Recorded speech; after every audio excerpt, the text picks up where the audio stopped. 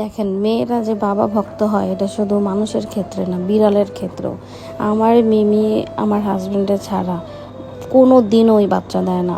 ওরে আমি সন্ধ্যা থেকে টেন্ট দিয়ে রাখছি, কতভাবে ওরে কনভিন্স করতেছি যে বাবা এখানে বসো, এখানে বাচ্চা দাও, না সে দিলই না। টেন্টের মধ্যে অন্য শয়তানগুলো যায় বসে আছে।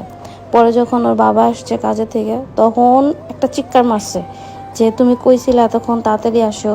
পরে যে বিছানার উপর নিয়ে যায় কম্বলের মধ্যে সে ডেলিভারি করবে। মানে তারে যে কতভাবে কত কিছু দেওয়া হয়েছে তার কোনো কিছুতেই হবে না, সে এই কম্বলের মধ্যেই ডেলিভারি করবে।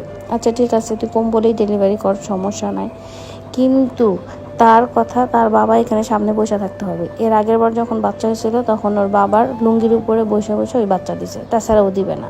এই যে এদিকে তারে তো খুবই প্যাম্পার করা হইতেছে, তাকে খাওয়াই দিতেছে, এই যে কালা কালা তরমুজের মতো বাচ্চা দিছে, কিন্তু ওর অনেক কষ্ট হইতেছিল যদিও।